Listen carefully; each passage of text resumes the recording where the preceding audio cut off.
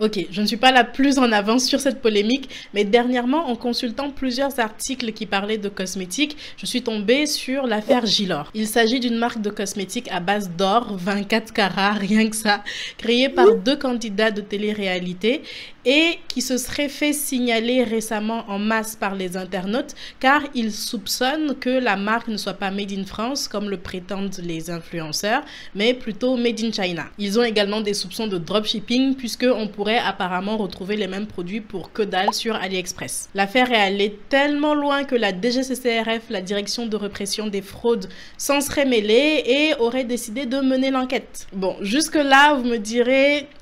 Rien de bien nouveau. On connaît la méfiance qui entoure depuis un bon moment déjà les business des influenceurs de télé-réalité que Booba a d'ailleurs affectueusement renommé influx voleur. Mais moi, ce n'est pas la polémique qui m'intéresse en soi. Ce que je trouve particulièrement fascinant dans cette histoire, c'est plutôt à quel point elle illustre à la perfection pourquoi le dropshipping n'est pas un modèle de business qui peut fonctionner en 2023 quand on envisage de vendre des produits cosmétiques. Et contrairement à ce qu'on pourrait penser, ça n'a strictement rien à voir avec le fait d'être un candidat de télé-réalité qui a déjà une mauvaise image ou juste un citoyen honnête lambda. Et il ne s'agit pas non plus juste d'une histoire de prix injustement plus élevé que sur le site d'origine ou de délai de livraison infiniment long. Il y a des raisons bien moins évidentes, mais qui, vous allez le voir, justifie à la perfection pourquoi le dropshipping en cosmétique est mort en 2023. La première, c'est le risque d'inconformité réglementaire. Vous connaissez déjà le concept de la chaîne, donc vous savez déjà que vous n'allez pas y échapper. Il y a des lois en vigueur pour ce qui est de la commercialisation des cosmétiques sur le territoire européen.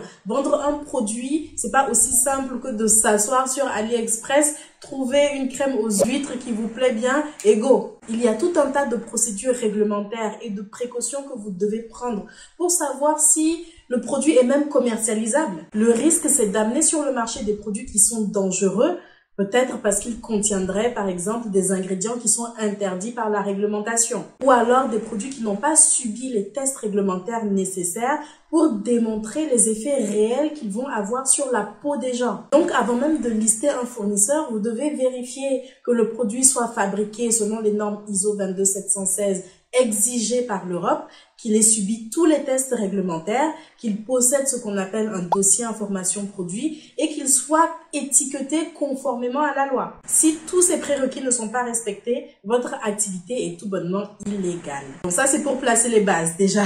Mais si vous faites du dropshipping de façon générale, même pas pour parler spécifiquement des cosmétiques, il y a un autre obstacle auquel vous vous heurtez. Et que vous devenez un énième distributeur du produit. Donc au final, quelle est votre valeur ajoutée? Si un produit est distribué par plusieurs vendeurs, l'intérêt qu'on a à l'acheter chez l'un plutôt que chez l'autre est peut-être que chez cet un-là, on a trouvé moins cher. Ou alors, les délais de livraison, les frais de livraison sont plus raisonnables. Ou alors, on accroche plus avec les valeurs de l'un plutôt que de l'autre. Mais voilà, le problème du dropshipping dans ce cas-là réside dans son principe même. Vous voulez vendre en faisant des bénéfices, évidemment. Sauf que si vous achetez vos produits au même tarif que vos concurrents, vous n'allez pas faire de magie, vous allez bien devoir appliquer des marges comme tout le monde. Ce qui va probablement vous amener à proposer les mêmes prix de vente que tout le monde si vous visez un minimum de profit. Vous n'allez pas pouvoir non plus gagner énormément sur les délais de livraison. Ils sont conditionnés par la politique du fournisseur lui-même. Donc au final, quelle est votre valeur ajoutée? Même dans le cas où, imaginons, vous dénichez une perle rare qui n'est pas encore connue sur le marché. Il n'y a que vous qui vendez ce produit-là. Si votre business est aussi simple que de mettre en relation un fabricant et des clients, quand vous aurez tout explosé, qu'est-ce qui va empêcher des dizaines de gens comme vous de juste faire la même chose, de vendre le même produit et de vous prendre des parts de marché? C'est difficile de se constituer un avantage concurrentiel durable et de se créer une communauté de clients fidèles dans des conditions pareilles. Et oui, j'ai aussi dit qu'une raison pour laquelle un client va décider d'acheter chez l'un plutôt que chez l'autre peut résider dans le fait qu'il accroche plus avec les valeurs de celui-là. Mais même cela rejoint la prochaine raison pour laquelle le dropshipping n'est pas le meilleur business model en cosmétique en 2023. C'est que habituellement, vous avez zéro identité propre, zéro histoire à raconter. Et dans le domaine de la beauté spécifiquement, avec toute la concurrence qu'il y a, un élément vous fait réellement tirer votre épingle du jeu en tant que créateur, c'est votre personnalité. Que ce soit votre personnalité propre ou la personnalité de la marque. Mais c'est l'histoire que vous avez à nous raconter qui fait qu'on s'identifie à vous, qui fait qu'on vous fait confiance pour résoudre notre problème et qui fait qu'on a envie de donner du sens à notre argent en dépensant chez vous. C'est encore pire quand vous ne connaissez même pas les produits que vous vendez et que vous les proposez sur votre site juste comme ça, juste parce que vous avez le sentiment que ça se vend bien. L'acte d'achat est avant tout généré par les émotions.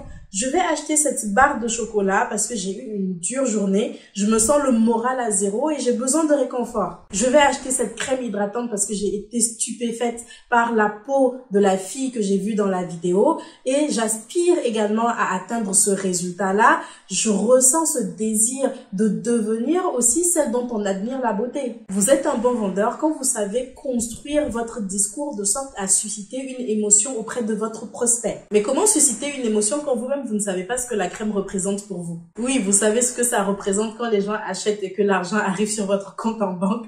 Mais je ne sais pas, je ne dirais pas que c'est un argument de vente très efficace. Mais avec tout ça, asseyez-vous. On n'est même pas arrivé à la pire raison pour laquelle le dropshipping n'est pas un modèle à suivre en 2023 pour la cosmétique. La pire raison sur le plan moral, mais également sur le plan légal, c'est que je ne sais pas pourquoi.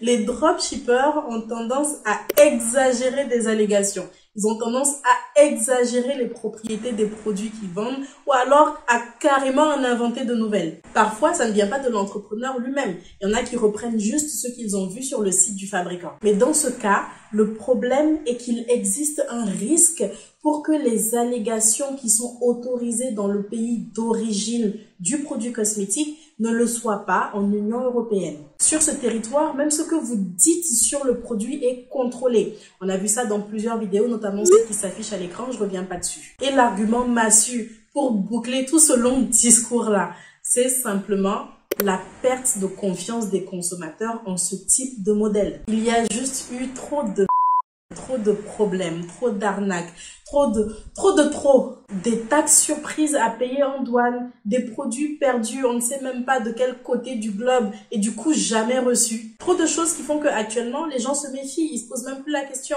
Ils veulent même plus savoir le pourquoi du comment de si vous faites les choses bien ou pas. Dès qu'il y a une suspicion de dropshipping sur votre site, que les choses ne sont pas bien comme il faut, bah c'est fini, ils sont partis. Ça va tellement loin qu'il y en a qui pensent que le dropshipping est une activité illégale, alors que c'est loin d'être le cas. Et là, si vous êtes en train de vous dire, mais comment est-ce qu'ils peuvent le savoir? Je peux tout simplement ne pas le mentionner sur mon site.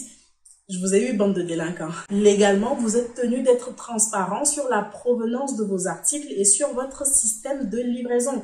Donc, si on fouille un petit peu sur votre site, on peut le voir. Il y a tout un tas de conditions légales en dropshipping que les gens ne respectent pas, mais qu'ils devraient. Ce n'est pas l'objet de la vidéo, mais si ça vous intéresse, je vous mets un lien en barre de description. Avec tout ça, c'est bien de présenter le dropshipping comme une activité à démarrer à partir de rien, parce que oui, c'est vrai, l'investissement financier de départ est quasi de zéro. C'est un peu le chemin facile. Mais en parallèle, il faut également mentionner tous les inconvénients, tous les obstacles que vous pouvez rencontrer en optant pour un type de business pareil aujourd'hui. Bon, à ce stade de la vidéo, il faut que je vous avoue quelque chose. J'ai peut-être un petit peu fait ma rageuse. Et si vous avez bien suivi tout ce que j'ai dit, vous pouvez vous en rendre compte. Vous pouvez vous dire, mais Josiane, pourquoi est-ce que tu vas dans les extrêmes? Si on a bien tout saisi, on peut alors très bien faire du dropshipping et raconter une belle histoire, avoir un beau branding qui nous est propre, et même avoir testé les produits et être sincèrement convaincu de leur efficacité. Tout peut être OK niveau réglementaire, il suffit de faire attention.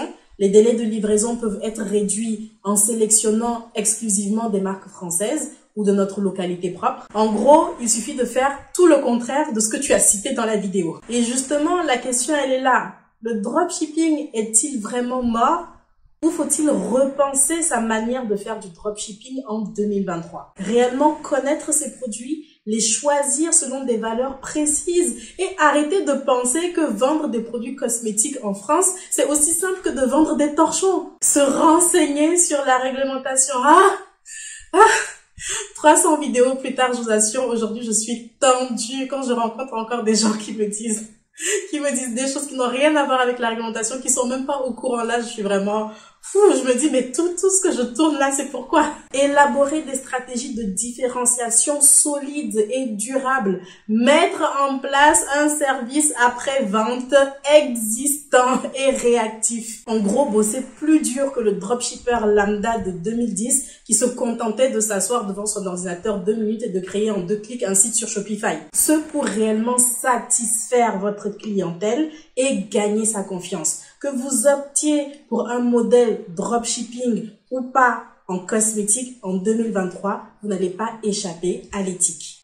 Et si vous êtes également comme les personnes que je rencontre qui viennent de découvrir qu'il existe une réglementation en cosmétique, j'ai une masterclass gratuite d'1 heure et demie sur le sujet. Allez regarder, je vous mets ça en barre de description. À la fin, vous serez au top.